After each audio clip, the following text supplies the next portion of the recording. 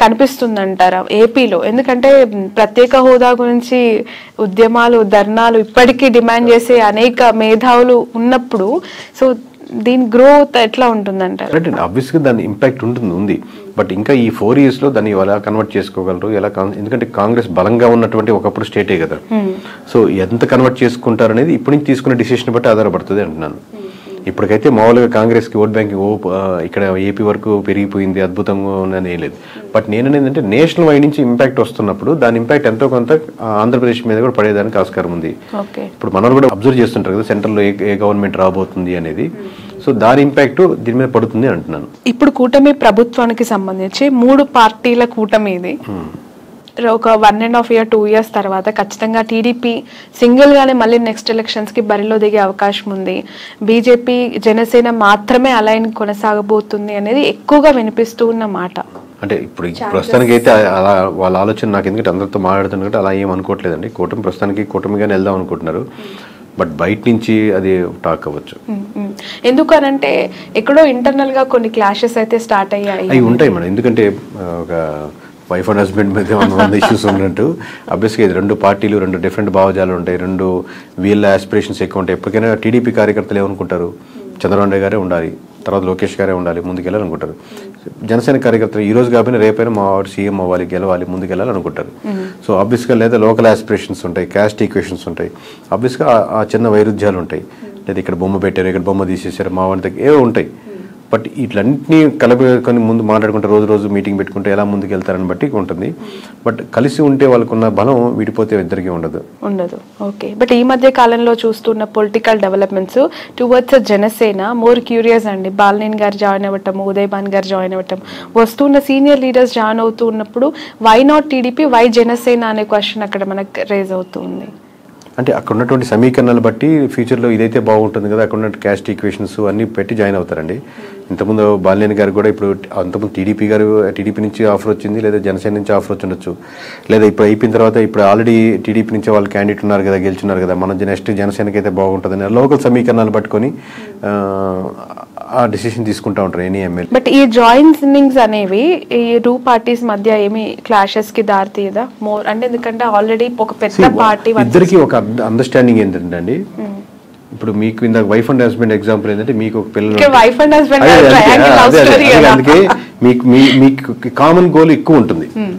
At the same time me individual మీకు కొన్ని లక్ష్యాలు ఉంటాయి, మీకు ఆయనకు ఎక్కువ లక్ష్యాలు ఉన్నట్టు.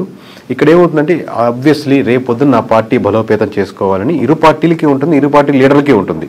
సో ప్యారల్గా ఒకటి మీకు తెలిసినా ఒకటి తెలియకపోయినా 2 పార్టీలు తన పార్టీ బలోపేతం చేసుకోవాలని వర్క్ చేసుకుంటూ ఉంటాయి. దాంట్లో ఎటువంటి సందేహం లేదు. ఎన్నికలకి ముందు వైఎస్ఆర్సీపీ నుంచి చాలా మంచి లీడర్స్, సీనియర్ ఫైనాన్షియల్ స్ట్రెంగ్త్ ఉన్న లీడర్స్ ని వైసీపీ పోగొట్టుకుంది. అది ఎంతవరకు కారణం అనేది ఇప్పటికి కూడా వాళ్ళు తెలుసుకున్నారో లేదో తెలియదు, కానీ బాలినేని లాంటి సీనియర్ లీడర్స్ ఇప్పటికీ కూడా వెళ్ళిపోతూ ఉన్నారు. వాట్ ఈస్ వైసీపీ ఫ్యూచర్ అండి, వైఎస్ఆర్సీపీ భవితవ్యం? అంటే ఇంతమంది 11 వచ్చినప్పటికీ కూడా కొంతమంది ఓడిపోయినా సీనియర్స్, ఇప్పుడు బొత్స గారు అవ్వచ్చు, పెద్దిరెడ్డి గారు అవ్వచ్చు, విజయసాయి రెడ్డి, ఇలాంటి పెద్ద సీనియర్ లీడర్స్ ఉన్నారు. సో ఎలా ఉండబోతుందంటారు ఫ్యూచర్, ఆ పార్టీ భవిష్యత్? అంటే ఎనీ పార్టీ అండి, నాట్ ఓన్లీ వైఎస్ఆర్సీపీ, ఎనీ పార్టీలో లీడర్స్ పోతుంటారు. ఇప్పుడు టీడీపీ నుంచి కూడా చాలా మంది వైఎస్ఆర్సీపీకి వెళ్ళినప్పుడు, లేదా ప్రజారాజ్యం నుంచి చాలా మంది మూవ్ అయ్యేలో ఉంటారు. పార్టీ మీరు స్ట్రక్చర్ అదే కాన్సెప్ట్ నిలబెట్టుకుని అదే ముందుకు వెళ్తూ ఉంటే లీడర్స్ వస్తుంటారు, పోతుంటారు, పార్టీలు ముందుకు వెళ్తూనే ఉంటాయి. బట్ మీరు అదే కాన్సెప్ట్ని, ఆ కాన్ఫిడెన్స్ని పీపుల్లో బిలీవ్ చేసేటట్టు ఉండగలిగితే టైం కొంచెం గడిచిన తర్వాత మీకు మళ్ళీ జనాలు నమ్మేదానికి ఆస్కారం ఉంటుంది. మీరు అసలు బిలీఫ్ సిస్టమే కోల్పోయారు అనుకోండి, లీడర్స్ మొత్తం 175 మంది యాస్టీజ్గా ఉన్నా కానీ ఏం గెలవలేవు. మీ సలహా ఏంటి? ఎవరికండి? 40% ఓట్ బ్యాంక్ వచ్చింది, 11 సీట్లే వచ్చాయి, అయినా ప్రతిపక్షంలో కూర్చున్నారు, ప్రతిపక్ష హోదానే లేదు అని చెప్పి మాట్లాడేవాళ్ళు. మీరు ఒక కేకే కన్సల్టెన్సీ నుంచి యాజ్ అ సీఈఓగా జగన్మోహన్ రెడ్డికి కావచ్చు, వైఎస్ఆర్సీపీకి కావచ్చు, వెళ్తాం అనుకునే లీడర్స్ కావచ్చు, వాట్ ఈస్ యువర్ అడ్వైస్? ఒక్కొక్క ఇండివిజువల్ ఎమ్మెల్యేకి ఒక్కొక్క నియోజకవర్గం బట్టి ఆబ్వియస్గా మేము ఇదే టెక్నికల్గా మేము ఇదే వాళ్ళ దగ్గర మనం చార్జ్ చేసి తీసుకొని అక్కడ వర్క్ చేసి సర్వే చేసి ఏది కరెక్ట్ ఉంటుంది, బాగుంటుంది, ఏది గెలిస్తే బాగుంటుంది అని చెప్తుంటాం. బట్ మీరు జనరలైజ్ స్టేట్మెంట్ అడుగుతున్నారు కాబట్టి ఇమీడియట్గా చెప్పలేదు. కొంతమంది ఏంటంటే అండి, నేను మళ్ళీ నెక్స్ట్ టైం గెలవాలి అనేది వస్తుంటారు. ఈ పార్టీ కాబట్టి ఏ పార్టీ అయినా గెలవాలి, నేను గెలిస్తే చాలు, ఏ పార్టీ అయినా పర్లేదు, అది చెప్పండి అంటుంటారు. సో ఓవరాల్గా మీకు ఎక్కడైనా సరే ప్రజలు ఏం కోరుకుంటున్నారో ఆ ప్రజల పర్స్పెక్టివ్లో మీరు వర్క్ చేస్తున్న రెడీగా ఉందా లేదా, ఫ్యూచర్లో నాకు ఇక్కడ అవకాశం ఉంది అనుకుంటే రైట్. పార్టీ యాంగిల్లో ఇది జనరలైజ్ స్టేట్మెంట్ చెప్పలేదు. అంటే జగన్ గారు ఏం చేస్తే ప్రతిపక్షంలో ఇంకా బెటర్ గా వాళ్ళు ఫైట్ చేయొచ్చు ఎవరైనా అంటే ఇప్పుడు వీళ్ళు సిట్టింగ్ అన్న అపోజిషన్ అని ఒకటే, దీంట్లో ఏం పెద్ద ప్రిన్సిపల్లో ఏం తేడా లేదు. దీంట్లో మనం చెప్పేది గ్రౌండ్ రియాలిటీలో ఎటువంటి ఇష్యూస్ ఉన్నాయి, ప్రజలకు ఎక్కడెక్కడ మద్దతు కావాలి, ఏ వర్గాలకి నేను నిలబడాలి, అన్ని వర్గాల్లో నేను నాయకుడిగా నేను నిలబడాలి. నేను కాదు, నేను లీడర్స్ కాదు. లీడర్ ఎప్పుడు ఇంకా గొప్ప లీడర్ అవుతా అంటే మీరు ఎంతోమంది లీడర్స్ని రకరకాల సెక్షన్స్లో తయారు చేసినప్పుడు గొప్ప లీడర్ అవుతారు. అది ఇప్పుడు నేను రిక్రూట్ చేసుకుంటున్నాను, ఇప్పుడు మేము ఇంట్రెస్ట్ చేస్తా ఉన్నాను. ప్రతి ఇంటర్వ్యూలో నేను చూసుకునేది అంశం ఏంటంటే నాకంటే ఇతనికి లేదా అమ్మాయికి ఎక్కువ టాలెంట్ టెక్నికల్గా ఈ విషయంలో ఉందా, లేదా ఆల్రెడీ ఉన్న వాళ్ళకంటే ఎక్కువ టాలెంట్ ఉందా అని చూసుకుని లీడర్ అవుతాడు. నాకంటే ఎక్కువ టాలెంట్ ఉండకూడదు, నేనే లీడర్ ఉండాలి అనేది కంటే కూడా ప్రతి నియోజకవర్గంలో ప్రతి అంశంలో నాకంటే వాక్చాతుర్యంలో కానీ, మాట్లాడే విషయంలో కానీ, సబ్జెక్ట్ నాలెడ్జ్లో కానీ, మాట్లాడితే కరెక్ట్గా మాట్లాడే పర్సన్స్ కానీ, అంటే అపోజిషన్ కూడా చాలా టెక్నికల్గా మాట్లాడుతున్నాడు, చాలా రైట్ ఇతను, ఓన్లీ అరిచేసి ఏదో తిట్టేసినట్టు కాకుండా అలాగా టెక్నికల్ సబ్జెక్ట్ ఉండే లీడర్స్ని మీరు డెవలప్ చేయగలిగితే ఈ ఉన్న 4-5 సంవత్సరాల్లో మీరు మళ్ళీ గవర్నమెంట్ ఫామ్ చేయడానికో లేదా మీరు ముందుకు రావడానికో తేడా ఉంటుంది. కానీ ఇదే పద్ధతిలో వెళ్తే, ఇదే లైన్లో వెళ్తా ఉంటే మళ్ళీ మీకు కష్టమే. ఓకే. ఈ 2 తెలుగు స్టేట్స్లో ప్రాంతీయ పార్టీలకు ఎంతో కొంత రోడ్ బ్యాంక్ని కైవసం చేసుకొని సస్టైన్ చేస్తున్న పార్టీస్ని మనం చూస్తూ ఉన్నాం. ఇక్కడంటే ఇప్పుడు కాంగ్రెస్ అధికారంలోకి వచ్చింది, అగైన్ అక్కడ మళ్ళీ ప్రాంతీయ పార్టీ, ఆఫ్కోర్స్ జాతీయ పార్టీ అయినప్పటికీ కూడా వాళ్ళు ప్రాంతీయ పార్టీగానే ఎస్టాబ్లిష్ అయ్యారు టీడీపీ. సో ఒక ప్రాంతీయ పార్టీ యొక్క ప్రభావము, వాళ్ళ ఇంపాక్ట్స్ 2 స్టేట్స్లో ఇంతకాలం చూసిన ప్రజలు మతతత్వ రాజకీయాల్ని, మతతత్వ పార్టీలను ఎంకరేజ్ చేస్తాయా, కన్సిడర్ చేస్తాయా? అంటే ఇప్పుడు నేను నేషనల్ వైజ్గా చెప్తున్నా కదండి, మతానికి ఉన్న సంబంధించిన ఓట్ బ్యాంక్ అంటే ఇక్కడ ఎస్పెషల్లీ 2 తెలుగు స్టేట్స్ గురించి నేను మాట్లాడాను. అంటే కంపారిటివ్ నార్త్లో పోలిస్తే ఇప్పుడిప్పుడే సౌత్లో బీజేపీది కూడా ఇంకొంచెం ఉంది. కంపారిటివ్ చెప్తున్నాను, నార్త్లో ఎక్కువ బీజేపీ ఆల్రెడీ ఒక సాచ్యురేషన్ పాయింట్కి వెళ్ళిపోయింది. బట్ సౌత్లో ఇప్పుడిప్పుడే అక్కడక్కడక్కడ ఆ టైప్ ఆఫ్ చిగురిస్తూ లేదా ఆ థాట్ ప్రాసెస్లో ఉండి మన ధర్మం అనేది ఆలోచిస్తున్నారు. బట్ అది ఓట్ బ్యాంకింగ్ సరిపోదు గెలిచేదానికి అనుకుంటున్నాను. ఒకసారి మీకు సెంట్రల్లో బీజేపీ తగ్గిపోతుంది అనుకోండి, దాని ఇంపాక్ట్ మన స్టేట్లో కూడా పడుతుంది. మొత్తం స్టేట్లో సెంటర్లో మనకు గవర్నమెంట్ మారుతుంది అనుకోండి, అది మన స్టేట్కి వచ్చేసరికి కూడా మన ఇంపాక్ట్ పడుతుంది. ఎప్పుడైతే మీకు బీజేపీ మీద ఎఫెక్ట్ ఎక్కువ పడిపోతుందో, బీజేపీ మునిగిపోతుందో, దానికి బీజేపీ ఆధారితంగా నిలబడిన పార్టీలు కూడా దాని ప్రభావం, దాని ఎఫెక్ట్ ఎంతో కొంత తీసుకో తప్పదు. ఓకే.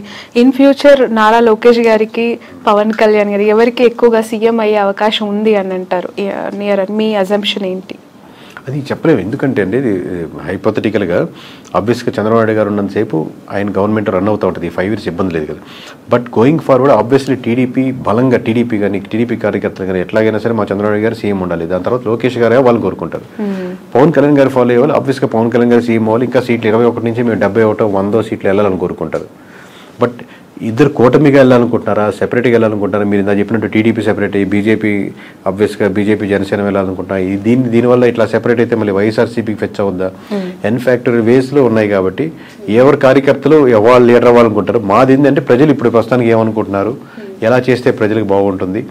ఇంకా ఆబ్వియస్గా ఏపీ మన సొంత స్టేట్ కాబట్టి ఈ డెవలప్మెంట్లో మనం కూడా ఎంతకైనా భాగస్వామ్యం అయితే ఇది బాగుంటే బాగుంటుంది కానీ మనకు ఒక స్వార్థం కూడా ఉంటుంది మంది కాబట్టి. ప్రజలు ఏమనుకుంటున్నారు అనేది మీరు చెప్తానంటున్నారు. పిఠాపురం ప్రజలు ప్రస్తుతం ఏమనుకుంటున్నారు? పవన్ కళ్యాణ్ గారు ఎమ్మెల్యే అయ్యారు, డిప్యూటీ సీఎం అయ్యారు, ఒకసారి ఛాన్స్ ఇమ్మన్నారు, గెలిపిమ్మన్నారు, అవకాశం ఇచ్చేశారు, అన్ని ఆయనకు కావాల్సిన 21కి 21 కైవసం చేసేసారు. So towards Pawan Kalyan what is AP peoples high అయితే ఫస్ట్ ఆఫ్ ఆల్ ఉంటుందండి. ఆబ్వియస్గా అందరూ పవన్ కళ్యాణ్ ఓట్లు వేసిన వాళ్ళు ఎవరైతే ఉన్నారో వాళ్ళకి ఆబ్వియస్గా మనం వేసిన పార్టీ గెలిచింది కాబట్టి ఒక హై ఉంటుంది.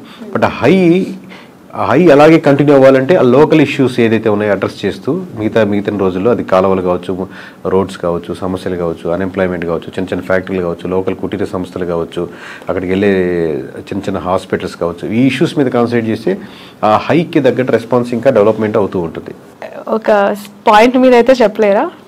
అదేనండి, అది కంటిన్యూ చేయాలి. ఇప్పుడే కదా స్టార్టింగ్, ఇంకా కంటిన్యూ చేయగలిగితే దాన్ని ఉంటుంది. కానీ ఆ హై మటుకు ఉంటుంది అంటున్నాను. మిగతా నియోజకవర్గాల్లో లేని హై పిఠాపురంలో ఉన్న వరకు హై వస్తుంది. ఎందుకంటే మనం వేసి గెలిచాడరా, మనం అంటే మొత్తం రాష్ట్ర వ్యాప్తంగా ఇచ్చారు. ఇప్పుడు మాకు తెలుస్తుంటుంది కాబట్టి లోకల్గా వాళ్ళు గెలుస్తారా, ఓడతారా, మెజారిటీ ఎంత 10,000, 20,000 ఇంత హైతో చూశారు కాబట్టి రిజల్ట్ రాగానే ఆ హై కంటిన్యూ అవుద్ది. బట్ హై కంటిన్యూ అలాగే అవ్వాలి అంటే మీరు ఇష్యూస్ మీదే ఐడెంటిఫై చేసి వర్క్ చేయాలి. ఓకే సార్, మీ మీకు ప్రెషర్ ఎంతవరకు ఉంటుంది ఈ సర్వీస్ అని చేస్తూ ఉన్నప్పుడు? ఎందుకనంటే ఒక ఇంటర్వ్యూ చేస్తే మాలాంటి వాళ్ళ మీదనే బురద జల్లే ప్రజలు, లేదంటే అలాంటి పీపుల్ మనం సొసైటీలో యాజ్ ఆఫ్ చూస్తూ ఉన్నాం. ఇంకా మీరు బియాండ్ దట్ ఒక పార్టీకి మీరు చేస్తూ గెలుస్తుంది ఓడిపోతుందని మీరు ప్రెషర్ ఉంటుందండి. ప్రెషర్ ఆబ్వియస్లీ చాలా ఉంటుంది, దాంట్లో నేను లేదు అని ఎట్లా ఓవర్కమ్ అవుతారు? అంటే ఒకరు బెదిరించే వాళ్ళు ఉంటారు, లేకపోతే ఇట్లా చదువు చెప్పమని అనే వాళ్ళు ఉంటారు, లేకపోతే వాళ్ళు ఇలా అమ్ముడు పోయాలని ఉంటారు, లేకపోతే బాగా వీరాభిమానులు ఉంటారు, ఏమన్నా చేసేస్తాం నీకోసం బాగుంటారని ఉంటారు. బట్ నేను మోస్ట్లీ నేను పరంగా కానీ నా నేను ఎవరు ట్రై చేసినా మనం వీటికన్నిటికి దూరంగా ఉందాం, మన పని మనం చేసుకుంటూ వెళ్దాం అని ట్రై చేస్తున్నాం. కానీ ప్రెజర్ అయితే విపరీతంగానే ఉంటుంది. లిక్కర్ పాలసీ ఇంపాక్ట్ ఎంత ఉందండి? ఆ గవర్నమెంట్ ఓడగొట్టడానికి ఈ గవర్నమెంట్ గెలిపించడానికి అది మేజర్ ఇంపాక్ట్ అంటారా? 1% ఇప్పుడు అన్ని ఒక్కొక్క పర్సెంట్ యాడ్ చేసుకుంటా ఉన్నాం. అంటే వైఎస్ఆర్సీపీ నుంచి టీడీపీకి వచ్చిన ఓట్ బ్యాంకింగ్లో ఖచ్చితంగా ఒక 1% అయితే ఓట్ బ్యాంకింగ్ లిక్కర్ పర్స్పెక్ట్లో వచ్చిన ఓట్ బ్యాంకింగ్ ఉంటుందండి. ఇప్పుడు కొత్త పాలసీస్ ఇప్పుడే తీసుకున్నారు కాబట్టి అది ఇంప్లిమెంటేషన్ అయ్యి రేపు పొద్దున 1వ తారీఖు నుంచి రిజల్ట్ చూసి దాన్ని ఎలా ఉన్నాయని చెప్పగలుగుతాం. Right. Thank you so much అండి. Thanks a lot. సో మొత్తానికైతే ఫ్యూచర్లో రాహుల్ గాంధీని ప్రధానమంత్రిగా చూడొచ్చు అంటారా? అంటే ఇప్పుడున్న వేవ్ చూస్తుంటే మటుకు నార్త్లో అన్ని స్టేట్స్ ఓడిపోతున్నాయి కాబట్టి ఇలాగే వెళ్ళగలిగితే అది జరుగుతుంది. లేదు బీజేపీ రివైవ్ చేసుకుని మార్చుకోవాల్సిన అంశాలు మార్చుకుంటే మంచి పోటీ ఇవ్వగలుగుతుంది. బట్ ఛాన్సెస్ ఆర్ అలా 100% ఇప్పుడు చెప్తున్నాం కదా, ఆల్రెడీ అన్ని రాష్ట్రాల్లో బీజేపీ ఓడిపోతుందని చెప్తున్నాం కదా, ఇలాగే జరుగుతుంది. ఆబ్వియస్లీ కాంగ్రెస్కి ఉన్నటువంటి ఆప్షన్ అదే కాబట్టి ఆప్షన్ ఉంది మీరు అడిగిన దానికి. Okay, right. Thank you so much అండి. ఇది కేకే గారితో స్పెషల్ ఇంటర్వ్యూ. That's all.